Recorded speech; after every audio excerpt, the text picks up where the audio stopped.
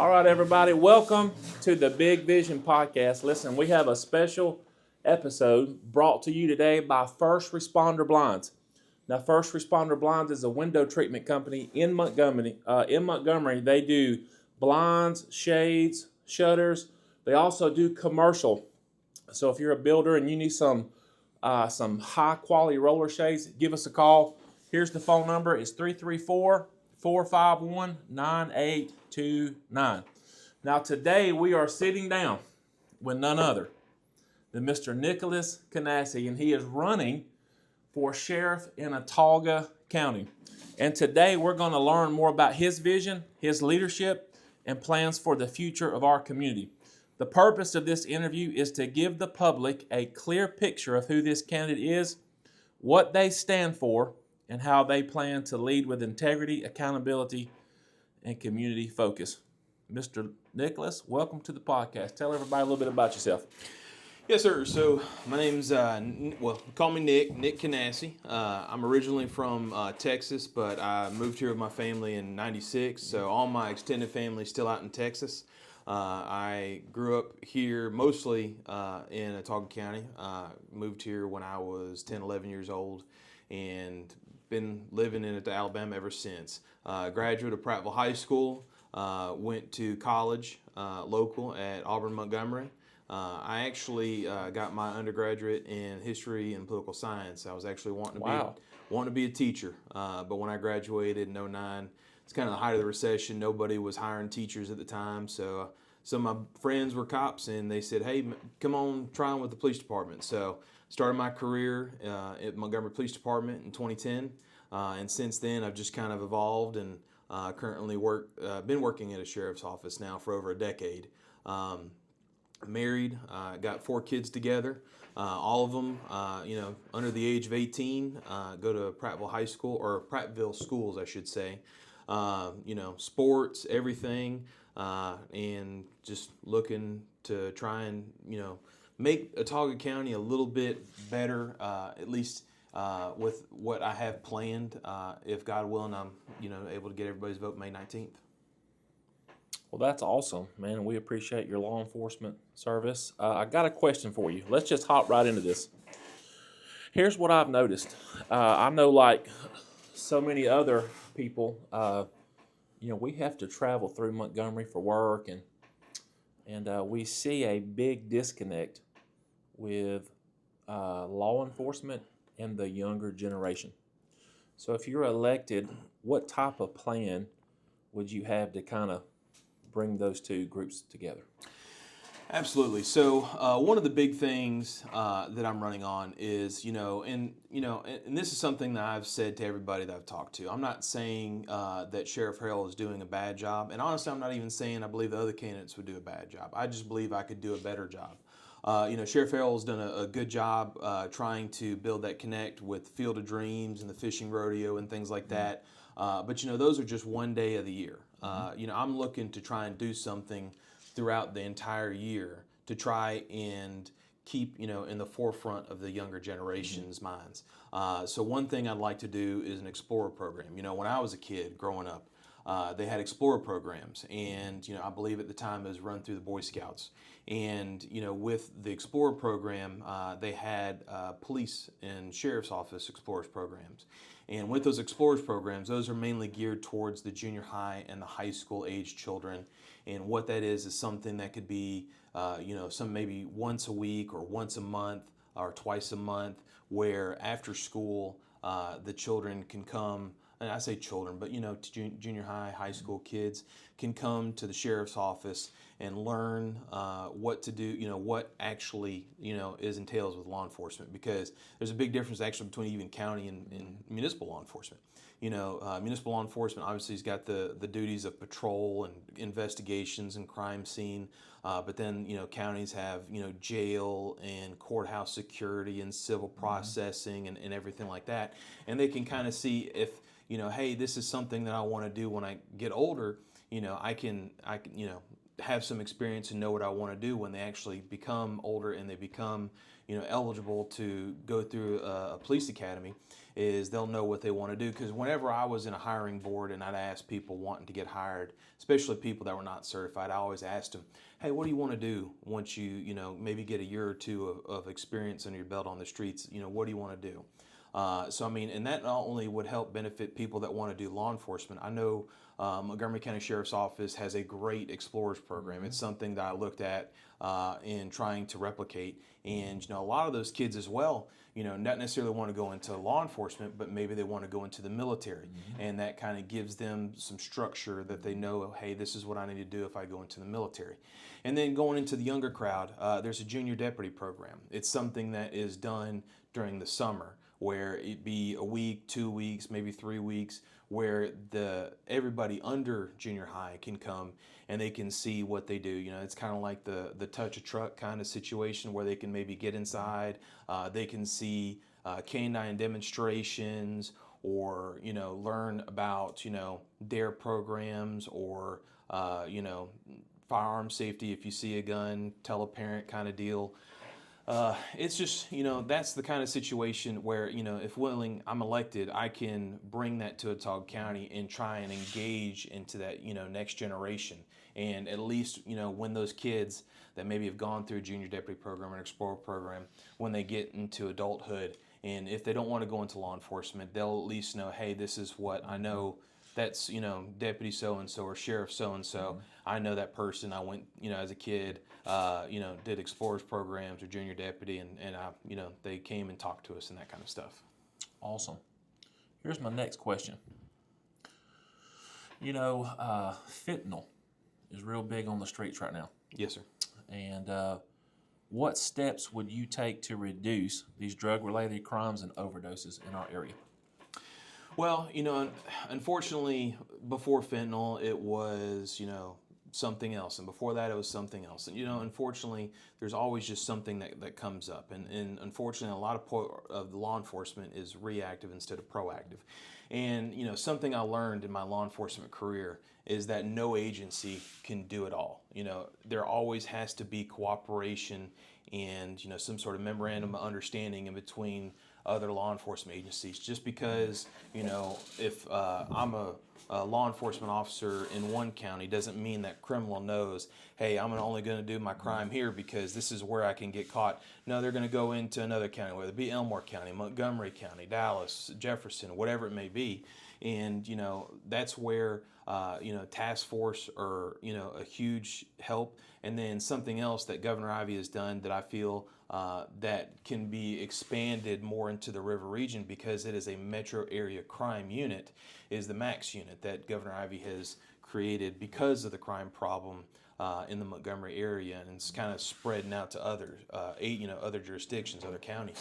I would like to, if, willing to get elected, I'd like to see, maybe Autauga County, or, talk to Chief Thompson in Prattville, kind of everybody get together, because, it's one of those things that if you just care about, hey, just don't come over here, then everybody else is going to suffer. And then, like I said, those criminals don't care. They'll come into, and you see it a lot, especially with all the retail stores, that are along 65. You see criminals from other areas come and do that. So, when you're talking about fentanyl, cooperation, and not only that, just training as well. And then also, help, working with the judges on drug rehabilitation programs, faith-based organizations and stuff like that, because, there are people that I have run into that were, criminals at the time that I initially made, contact with them and first met them. But, whether it had been a court order program, rehabilitation, whatever it may be, those people were able to get what they needed to straighten their lives out. So, and that's the real major part of being head of a law enforcement agency, is being able to cooperate and work not only with other law enforcement agencies, but the judges, the faith-based organizations, or even secular organizations that run those rehabilitation programs, and having them start to work with the people that are kind of cycling through, unfortunately, multiple times, and trying to get them on the right path. So I mean, it's more than just a one-step approach, and it's just more than just an enforcement action. It's also a step process to where the heads of, whether it be county government, sheriff's offices, police departments, municipal governments, work together and take that multi-step approach together to have the best effectiveness. Awesome, great answer. So now more than ever, we see a big rise in mental health issues. I know that if I hear the word anxiety, I've got to hear that word 20 times a day. I hear it on the radio, I hear it on the music, I hear it on TV. So mental illness is a pretty big thing right now. So how do you plan to address the rise of mental health related incidents that law enforcement have to respond to? Well, this is a big thing, and not only that, it's something that's a little bit kind of near and dear to me because I'm an Army veteran, and I have gone to the VA to help former soldiers that have either ended their contract and got out of the military, or they were medically retired or separated because of PTSD and things like that, and seeing how little somebody can care, and then also how much that can affect those people that are suffering from those mental health issues. And then it's not only just military veterans, but it's other people as well, whether it be childhood trauma, something like we were talking about earlier, and with especially drugs. Drugs can have that mind-altering effect and cause those mental health issues. And that's something that I know, again, not discrediting people that I'm running against. Sheriff Harrell has hired a mental health deputy, and that's what he's specifically trained to do. But it's not just one person's job; it's everybody's job that's on the street. It's everybody's job that works in that jail, because whether that person that is specially trained to deal with mental health is working, they're not going to be able to be everywhere at once. So it's going to be a whole organizational effort to try and help those in deal with those people with mental health. When I was the patrol commander at Lowndes County Sheriff's Office, my office was right there at the jail. So anytime that they had an issue with somebody that would refuse to go into isolation or refuse to give back a tray or whatever it may be, they'd call me back there. And most of the time, I would probably say 95% of the time, what those people wanted is just they wanted to be heard. And I tell people, I used to joke around, hey, I get paid till 5, and after that the sheriff pays me till overtime. I can stay here all day and listen to you talk, regardless of the situation. Is you either need to go to isolation, or you need to go to jail, or you need to stop coming onto your neighbor's property and shouting at them because their dogs are getting loose all the time or something like that. And a lot of time it is people that just want to be heard. They don't want to feel like they're just being shied away and just kind of pushed to the side.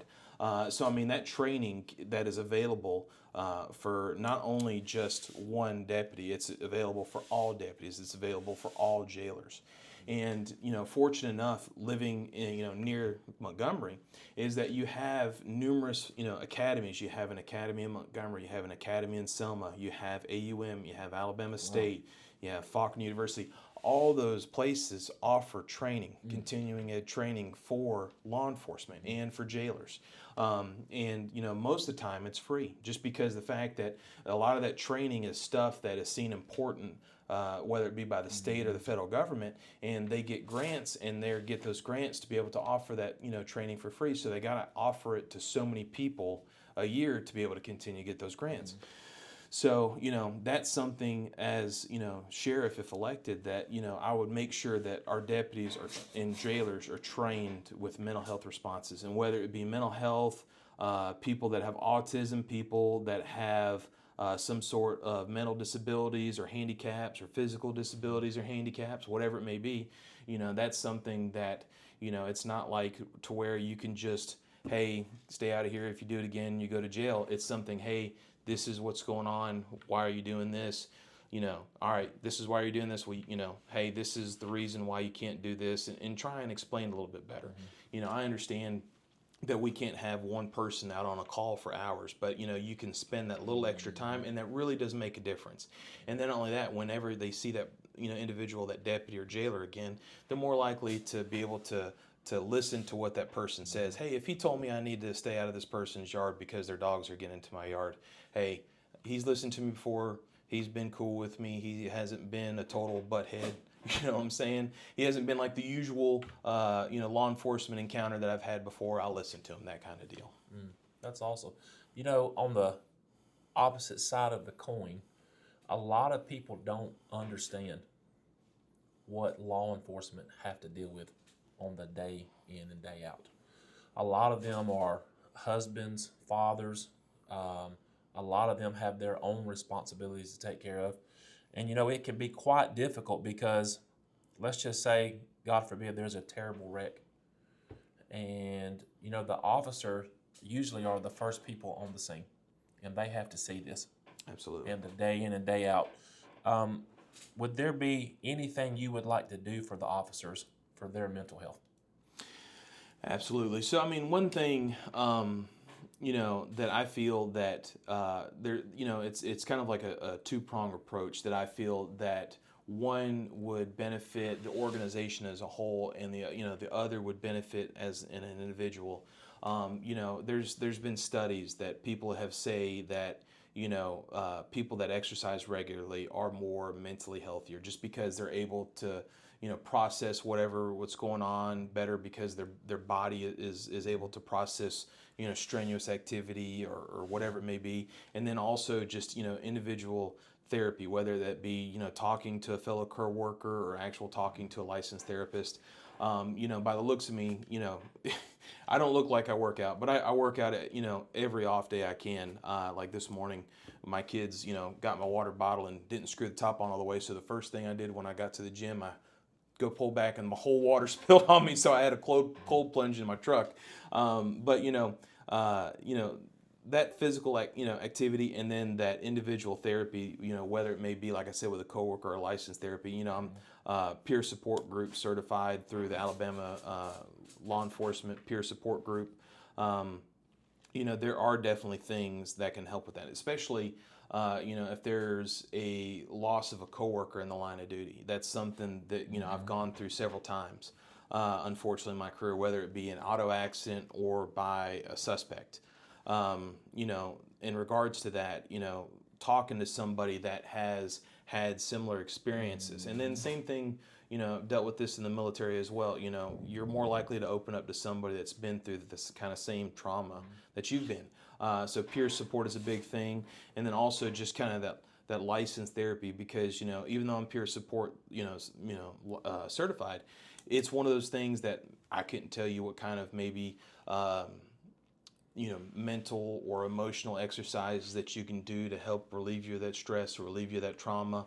I can just be an ear, and you can kind of dump to me what's been going on with you, and that may help, but you might need that further help, and that's where that licensed therapist come in. And then like I said, in regards to physical exercise, we have, it's not like in the days where I was growing up where the YMCA was pretty much the only thing. You have fitness centers that are 24/7. There's a couple of them that's open in Autauga County, and that's something that can be offered to sheriff's deputies as well. So that way it's not just hey, you got 8 to 5 Monday through Friday to go to the gym if you want to. It's available 24/7 kind of deal. That's awesome. Let's talk leadership. Absolutely. Leadership, there's a gentleman that I love. His name is John Maxwell, and he makes a very powerful statement. He says everything rises and falls with leadership. So if you're elected the sheriff, what type of leader do you want to be? Unfortunately, I hate to say it like this, but I've almost, at least in my law enforcement career, I've seen more what I don't want to be in a leader than I have than what I want to be in a leader.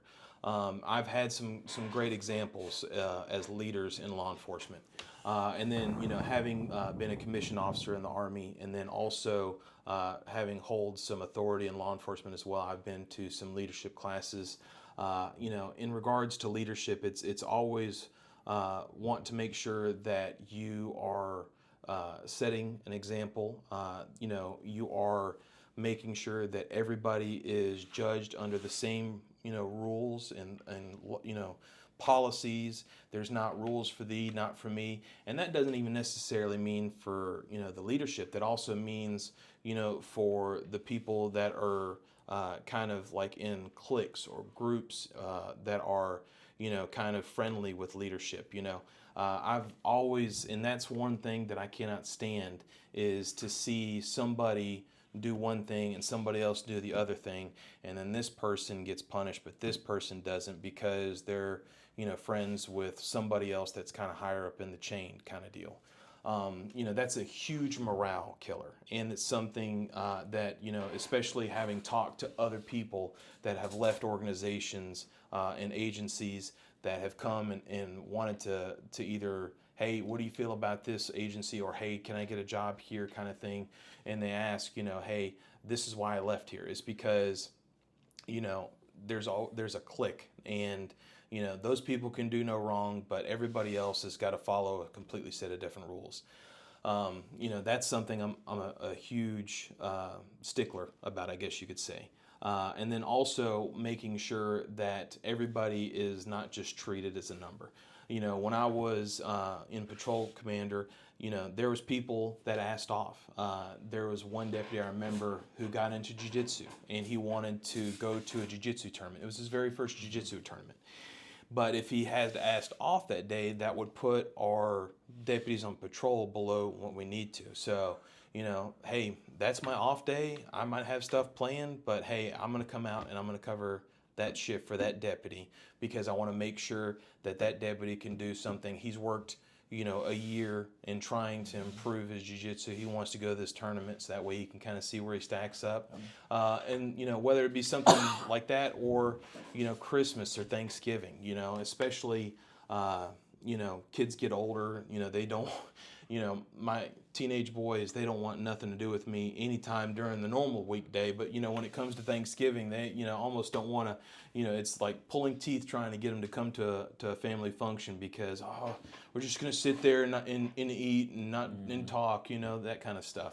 But, that's something that I would, do myself and ask, hey, does anybody want to, whether do you want to take the whole day off, or do you want to just take a couple hours off so that way maybe you can go and eat Thanksgiving meal with your family, or do you want to go have your kids open presents, that kind of stuff. And it's something I would expect other leadership in the sheriff's office to do as well, whether it be the chief deputies, captains, lieutenants, things like that. Hey, if I'm doing this, why aren't you doing it? And that just kind of shows that top-down leadership. Hey, this is what I'm doing. This is what I expect of you as well. Awesome. Now, something that I like to do is I love to get on Facebook. Mm-hmm. And I love, in Prattville, we have a City Watch page. Yes. And a Prattville Exposed page. Now, if you don't have nothing to do and you want some good entertainment, you get on those pages. But one question that I see often is a concern for the residents of the county is that they want a county sheriff and not just a city sheriff. So if you're elected, what would be your plans to be more involved in the county? Absolutely. So, that's something that I've done in this campaign, is that I've gone to these community meetings in these smaller communities out in the county. I've gone to their community meetings, one, just to introduce myself, because, when I first moved to Alabama and Autauga County in '96 as a kid, I grew up in Pine Level. And then once I graduated high school, I went and moved into Prattville. So, I know, and even though I always joke, especially now since I've been going out to Pine Level and talking to people, I remember when Pine Level was just those couple of gas stations at the interstate, and then the Lynx gas station right there at 31 and 40.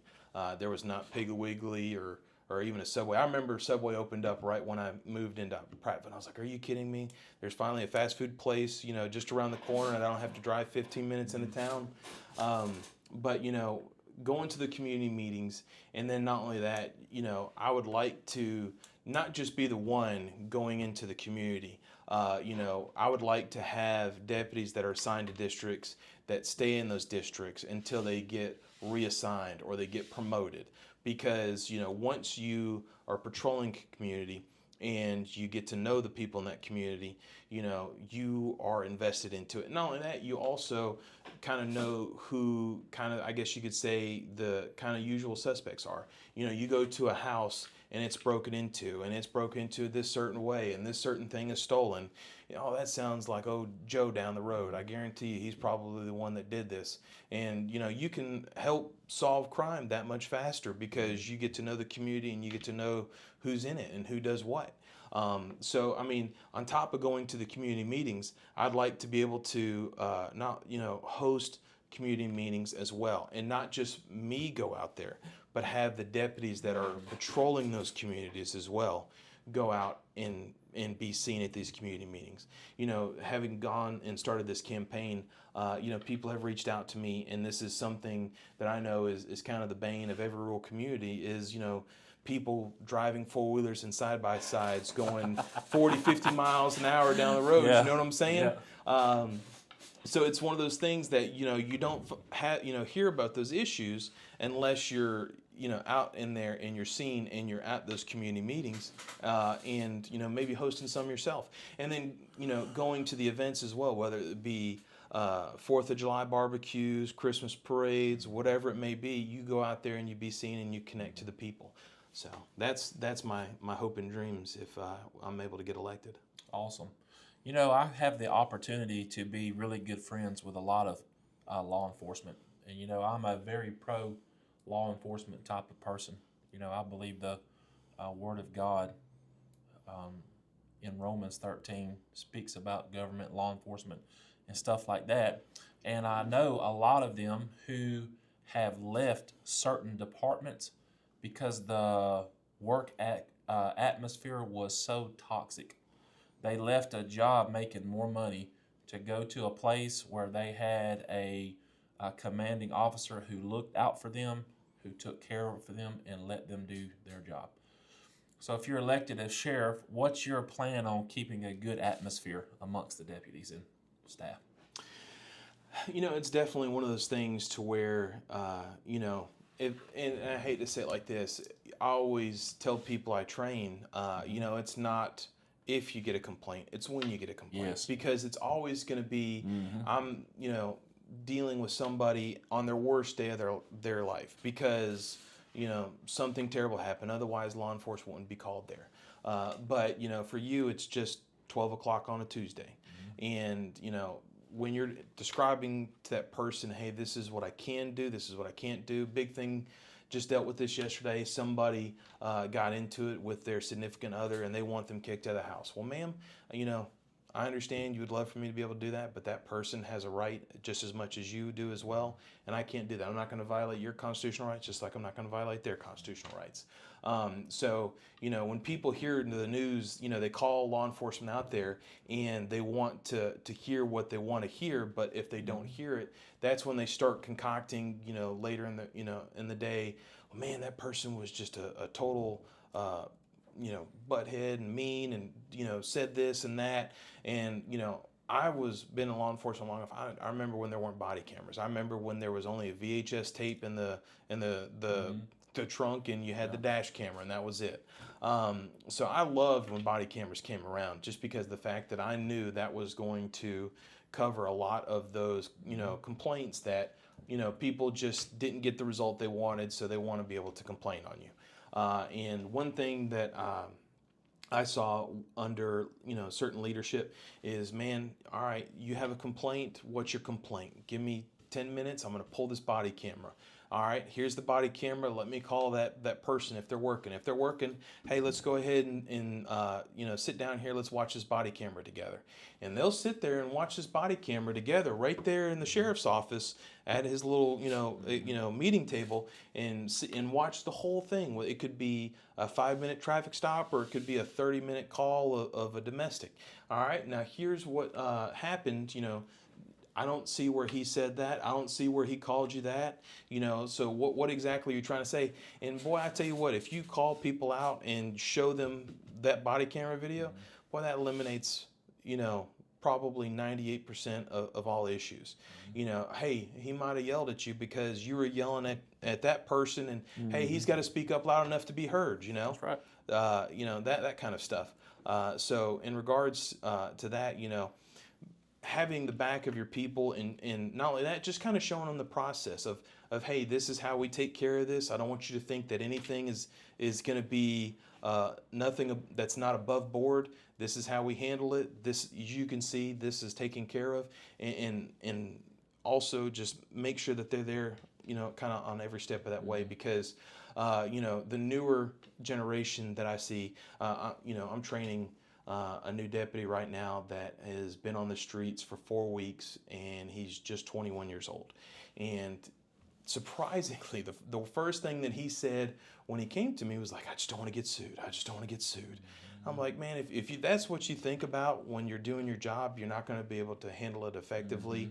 And also, sometimes fairly, just because of the fact that if this person says he's going to sue you, but this person's not saying that, you might be more apt to side with this person than that person. You're not really listening to the details, kind of thing. So, you need to make sure that you tell those people, hey, as long as you do everything professionally and you don't violate anybody's, civil rights or break any laws, everything else that comes with, along the way, we can handle. But, whether it might be some training that you need to know, hey, this is how you handle that situation, or hey, this is what you do when you go into that situation, and then that way you don't, do that anymore, or just, hey, this is how we took care of it. Don't worry about it. As soon as they saw the body cam video, it was they retracted their complaint because they saw that's not what really happened. So, showing your deputies that and trying to keep everything above board, not only to the public, but to them as well, shows that, hey, this is done fairly. This is how it's done. And I'm not worried about, some, underhandedness or backstabbing or something like that. I know things are going to be done right. That's good. I like talking about the body cams, and that kind of reminds me of something. And I'm pretty sure you've had to deal with this, but there's this group of people out called the First Amendment auditors. And, basically they go around, they're looking for lawsuits. Absolutely. Stuff like that.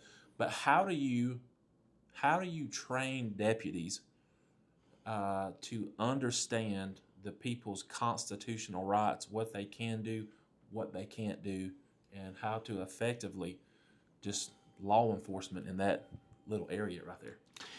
That's a great question, because something that's happened in my career is constitutional carry. In Alabama, you used to be able to have a concealed carry permit to carry a weapon. Now, there was a difference because you could concealed carry with a permit, but you could open carry without a permit.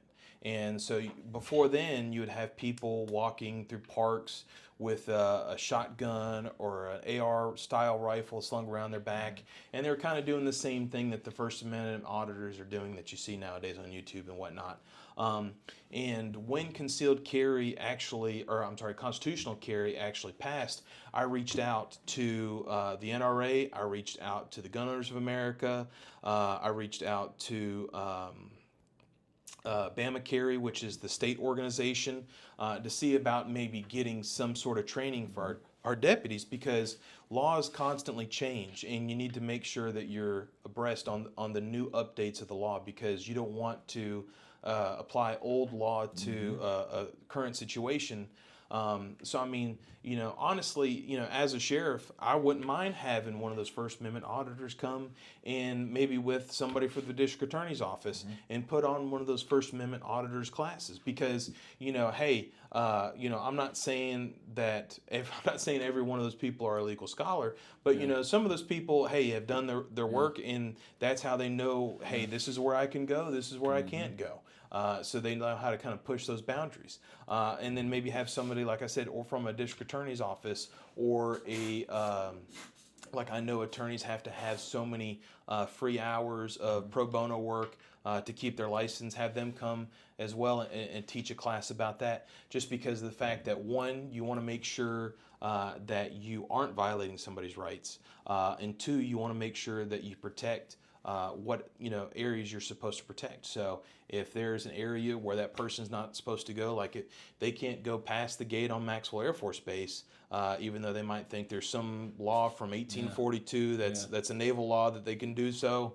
But you want to make sure that you're doing your job effectively and correctly, and then also you just want to make sure that you're doing it professionally, because those people really like to get under, whether it's a First Amendment auditor or somebody on a domestic call, there's people that like to get under people's skins because they know they can get a reaction.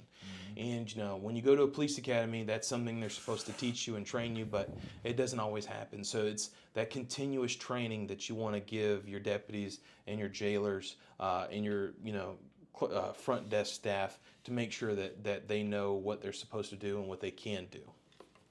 Awesome. So let's talk about the real danger about active shooting, the active shooters. I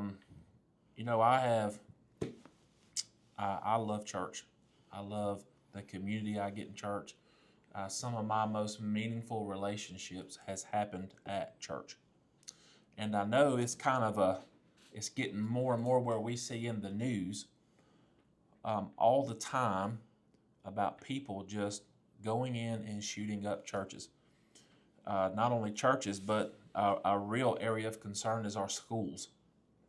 And what do you feel should happen? Because I kind of believe that the church probably should take a more proactive approach, and because it's a real danger right now. And of course I believe in prayer, but I also believe that churches and schools and organizations should have a plan. So how can churches and schools and public organizations that house that a lot of people come onto their property, how can they work together with a sheriff's department to help equip them for that rising threat? Absolutely. It's important to reach out to your communities, but to reach out to the churches and to the businesses and everything like that as well. And sheriff's office, like I know they currently have school resource officers and the schools in the counties. School resource officers and your training staff, in your organization can really be the spearhead for that.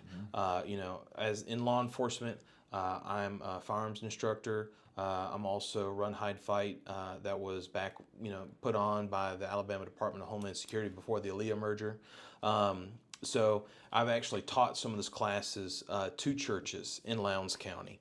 And then also, I believe it's important to host firearms familiarization courses to be able to help people, because as a county, sheriff's office, it's not going to be the response time that, say, Prattville PD has, or Millbrook, or whoever, whatever municipal departments. You're going to have a little bit more, response time unless you have a deputy that's already right there.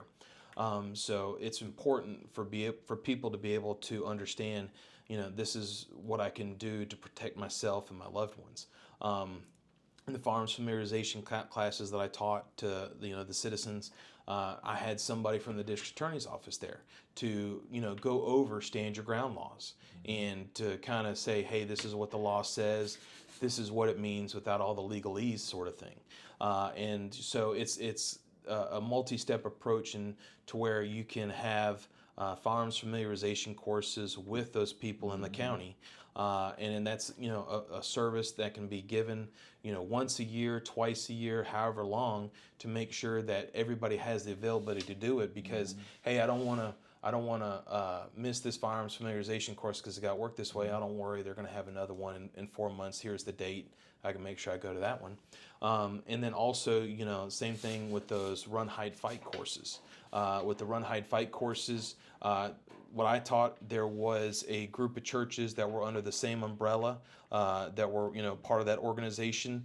I spoke and talked to the pastors and the deacons, taught my class, and then I said, hey, if there's something more that you'd like to have at your church, I can, go to your church instead of we all come to this church. I can go to your church and I can teach the rest of the deacons, or if any of the parishioners that want to come that, want to take a part of this class, that's something that I can do as well. So, being able to offer those services to the community and to the different citizens in the different communities of the county, you want to make sure that you can have those resources available. And that's something, that any deputy can put on. It's a class that you can go through and you can get certified firearms instructor and run, hide, fight certification. And, that's something that, a deputy can go out, and you can have multiple deputies as well teach. So that way it's not just one deputy that's constantly going out in the weekends, because usually that's when that stuff is. It's usually the weekends or the evenings whenever people are off work that they can attend those things. And it's something that I would like to have that availability for the people of Autauga County. That is awesome. We appreciate that. I know that means a lot to me. Let's talk about visibility within the sheriff's office. A lot of people, they put a lot of energy into voting for their candidate, and it seems sometimes that when a sheriff is elected, he no longer cares about the people other than that they voted. So if you're elected, do you plan to be approachable to everyday citizens? Absolutely. So, one thing, you want to make sure that you go out to those community, the community meetings, hold community meetings, stuff like that, go to events. But it's also an important thing that, a sheriff has office hours. He goes and he's at his office and he's there for anybody that can come. Because the different sheriffs that I worked under, even though they go out and they do those things, you're not going to be able to be, everywhere. You want to make sure that you can have a place that somebody can come and see you. And not only that, that's not only just for the citizens, but it's also for the other elected officials as well. Because, hey, this judge here just was coming down, they thought about something, and they want to go run it by the sheriff real quick. Or, this county commissioner or the county engineer or whoever it may be, it's important for them to be able to reach the sheriff. And then not only that, having your phone number out there. I probably shouldn't say this on the podcast, but if you go on my Facebook page, it's got this phone right here. That number is posted. I've had numerous people reach out to me and ask me questions about, hey, I'm curious, this is the campaign that you're running. How do you feel about this? Or what do you mean by this? Having that approachability and that accessibility to not only just the citizens, but the other leadership of the county, to where you can have that cooperation is important. And that's something that, it's nice as a sheriff, because if that person doesn't do that, in 4 years you can vote them out. And that's something, hey, the last 3 years, he hasn't been this way. He's only doing this year because it's election season. That's something that I've heard, not about this race, but just, other races in general, because, I've been in politics, college Republicans and stuff like that. And that's something that if you don't feel that person is done, hey, in 4 years, the voters are going to remember. Mm-hmm. Awesome. So let's get into the hot topic, okay? I want to ask you two questions. I'm going to ask you one about the relationship between the county commission and the sheriff's office now, and then we're going to talk about the jail. Okay. Yes, sir. So how do you feel, because I think this is important for the people of Autauga County to know, how do you feel the current relationship is between the county commission and the sheriff's office in Autauga County? Obviously, I can't speak, besides what's been seen from the outside looking in. The sheriff is currently in a lawsuit with the county commission. He's suing them for what's going on with the jail and other things. It doesn't look like it's going well, their relationship anyway. you know, whenever, you know, you have two leaders of a community fighting, it doesn't look good for the community because you really want to know what's going on. Now, I'm not saying that they have to always agree with each other, and I'm not saying there shouldn't be some sort of kickback, you know, for like, hey, I don't agree with you, so I'm not going to go along with you. I'm not saying that they should be just kumbaya holding hands together the whole time, but you know, there should be some sort of leadership involved to say, hey, this isn't going the way it needs to go. What can we do to rectify the situation? So that way, it's, you know, not being thrown out there for everybody to see as a sideshow. You want to make sure that everybody sees, hey, maybe they don't get along, but at the end of the day, they are going to do what's best for the citizens of Autauga County. And you know, that's one thing. If elected, you know, I want to make sure that, you know, every county commissioner that I would have a relationship with them. Whether it's, hey, you got a second? Mind if I can talk to you? I want to run this by you. This is something that I'm thinking about bringing up to the next county commission. I just want to get your thoughts. Or, hey, you know, Sheriff, this is something that some people in my district has brought to my attention. I want to make sure that you get this information, whether it be people riding four-wheelers down the county road at 50 miles an hour, or, hey, there's this somebody that's, you know, they believe is doing some nefarious drug activity, and I want to make sure that this is passed along to you. So keeping that relationship open and cooperative is vital, and that's not just for a sheriff's office and a county commission. That's for a mayor and a city council, or a chief of police and his mayor, or whatever it may be. You know, whenever you have people that are in leadership roles that are supposed to work together to better the citizens of that county, you want to make sure that, you know, it's a relationship that is open and cooperative. And like I said, it doesn't necessarily have to be all the time, you know, agreement, but it needs to be a understanding of, hey, I'm not going to agree with you on this, but I'm not going to, you know, go out and blast you, and so that way everybody knows I disagree with you when this blows up in your face kind of situation. That's no good whatsoever. You're not going to do that in a friendship. You're not going to do that in a marriage. You're not going to do that in a family, and it shouldn't be leaders, you know, of a community. Awesome. So let's get on the hot topic. Now, we heard from Kevin, but you know, we want to know exactly what's going on with the jail. Like, why are the inmates out? Why are they not in the jail? You know, a lot of us, we've been told that this was an inherited issue. So I'd like for you to speak on it. Absolutely. So when that jail was built, it wasn't completed. You know, listening to what was said back in the day, now whether this is true or not, you know, it was completed in 2004. So I wasn't, you know, necessarily an insider. But, you know, it was never completed because they run out of money. And it was one of those things that, hey, we'll eventually 5 years, 10 years, 15, 20, we're going to finish it. And it just never happened. Put on the back burner. Absolutely. So Sheriff Harrell had stated that there was a mold problem in the jail, and that's why he shut it down. He shut it down for the safety of the inmates and the safety of the jailers, which, you know, absolutely, if you feel that there is a problem, like if you know a tornado is coming straight through downtown Prattville and it's going to hit the jail, and you have, you know, enough warning, you need to do everything you can to protect the jailers and the inmates.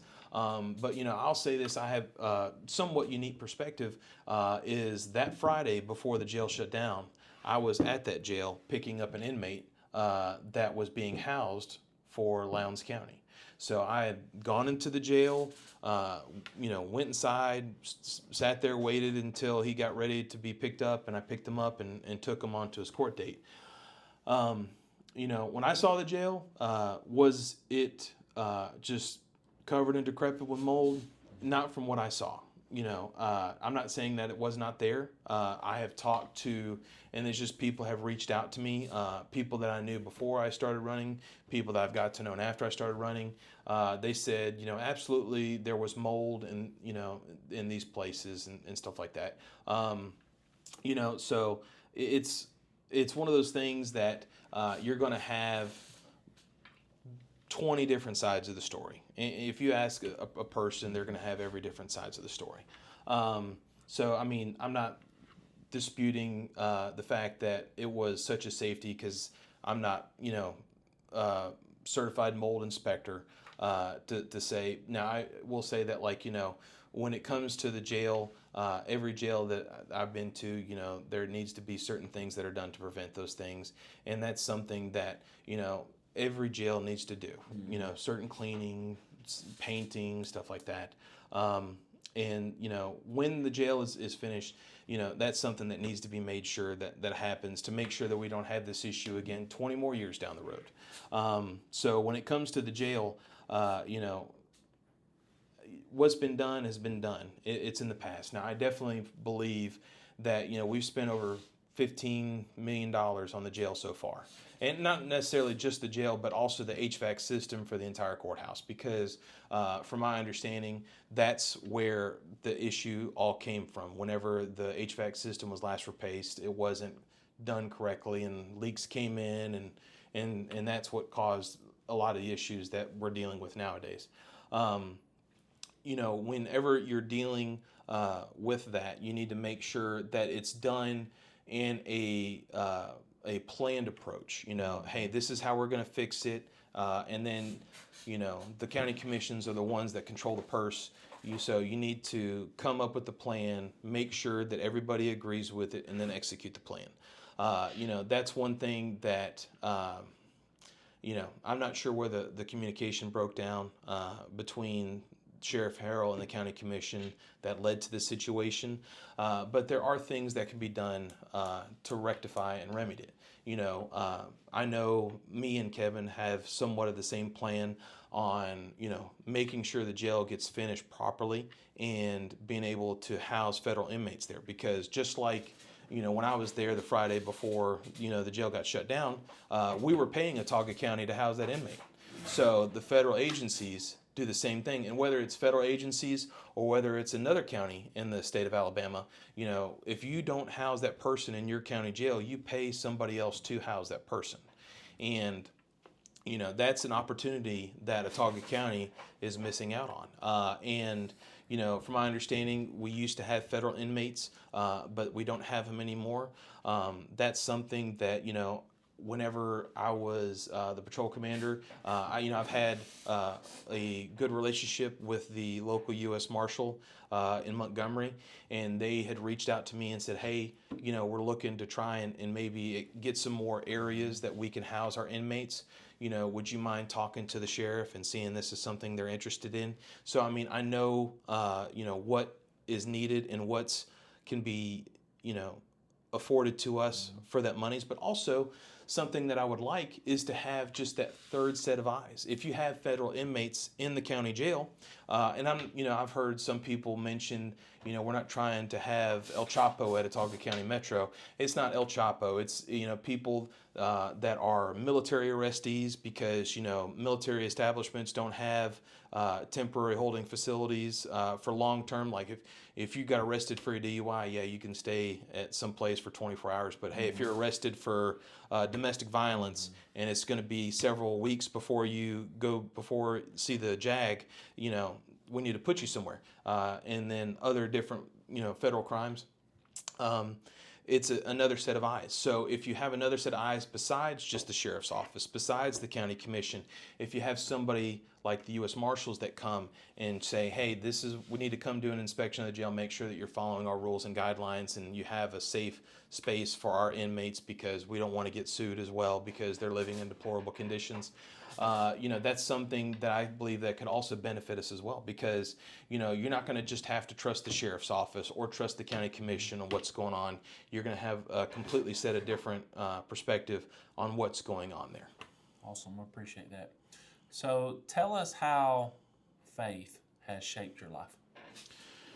Man, it's a big part of my life. It's something that, I want to make sure that I am a godly man to not just to my wife and to God, but to my kids as well. Um, you know, I was somebody that was raised in the church. I was the person that my mom, me and my brother, hey, you need help picking up those tables and chairs? Nick and Tony can help you, you know what I'm saying? Yeah. We'd normally be there at Wednesday supper for another hour, hour and a half, putting up tables and chairs. So it's something that it's, shaped me. And then also doing missions work to South America as well. Seeing how fortunate we are, not only just as a church, be able to minister and help others, but also just as an American, seeing how blessed we are that we have it here, and how unfortunate others may have it just due to the circumstances of where they were born. So, I mean, that's very important. And then just being a father, I still think they're young, but if you ask them, they wouldn't think that. My youngest being 11, turning 12 in February. Wow. It's something that it's important to me that I want to make sure that I'm just like in my leadership style that I would do as a sheriff's office, or if I did in the military, I want to make sure that my leadership style to my family and to my kids is godly and just an example of how that they can see when they get up and grow up. And this is how, hey, Dad did it. Yeah, I need to try and make him proud by doing better. That's awesome. My dad meant a lot to me. So, well, I got one final question for you. Absolutely. Why should the voters consider you over the other three candidates? Like I said before, and you and I have talked before this podcast, you want to make sure that nothing's being slandered against the other candidates. And I'm going to tell you, like I've told everybody, and this is what I've told people when I started, and I still tell people to this day. I want to make sure people vote for me because they believe I have the best ideas that could help, lead Autauga County and the Sheriff's Office and keep them safe, and not because I drag somebody through the mud. And I'll say this, and I've said it before, and I'll say it again. I'm not saying that I believe these other, candidates will do a bad job, because I feel hopefully nobody would run hoping to do a bad job. I feel like they won't do a bad job. I just feel like I could do a better job. And that's why, if you ask me, from the get-go, from when I started thinking that I was going to run for sheriff this spring, to announcing it, to getting everything printed, whether it be cards that I hand out or stuff that I plan on posting on social media, from what I said I was going to do from when I first started to what I say I'm going to do now to when I actually get elected, it's the same thing. I have not just a generalized plan, it's a rather detailed. Now, will all the details continue to be happen once it starts being executed? No, because I think it was a fighter said, everybody's got a plan until they get punched in the face, and sometimes life punches you in the face, and you can't have everything go exactly how you want it to, but you got to improvise and adapt to be able to create the mission and create the better sheriff's office, the community, and the county that you want. And so, there's been some negative comments in regards to things that I've posted or whatever, just can roll off the back, and at the end of the day, I know what I'm doing, I believe is what's best for the county. I believe, what I'm doing is going to be able to make Autauga County and the Sheriff's Office stronger, and it's going to be able to make sure that, the Sheriff's Office isn't just stuck in a time of policing that was 10, 15, 20, 30 years ago. It continues to evolve because, just in my career, it's wild. just telling my trainee yesterday that's 21 years old. I remember going out patrolling an old Crown Vic that only had AM/FM radio, and boy, I tell you, A&M, Coast to Coast A&M with Art Bell at midnight was some of the most entertaining things that I could have done back in my career.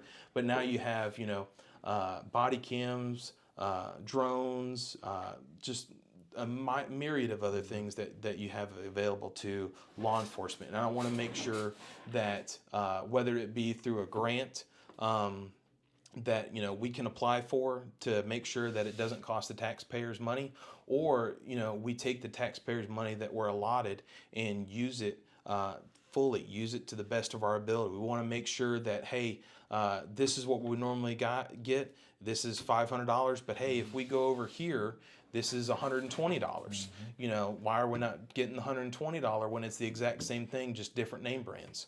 To be able to stretch the taxpayer's dollar further and make sure that we're good stewards of taxpayer money, and want to make sure that we have that leadership that people look up to and can say, hey, I started my career here, and this is a place I can see myself retiring, whether it be as a deputy, a front desk clerk, or a jailer. That's something that I believe that's left a lot out is jailers, because once that jail does open up, we're going to have a lot of people that don't have the experience that we had when we had a fully staffed jail. Now, supervising all these people that are in our care.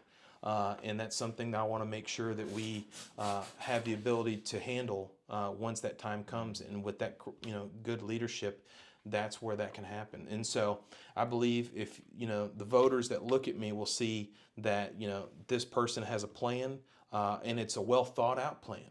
And it's not something that I'm willing to say, hey, this is the way it's going to go because this is the way it's going to go. If you have a better idea, please bring it to me. And if I can see the error of where my plan or that particular detail of the plan was, and that's a better idea, man, let's go with that. You always got to make sure that you humble yourself to know that you're not the smartest person in the room. You're not the most important person in the room. You're just a person that's given that opportunity to serve your community, and, go with it. Awesome. Well, Mr. Cognasi, I appreciate your time. Absolutely. Thanks for coming on the Big Vision podcast. And before we get off, I would like for you to look at the people of Autauga County and address them with your final thoughts. Absolutely. So, again, I'm Nick Cognasi, running for Autauga County Sheriff, and I would appreciate your vote on May 19th in the Republican primary.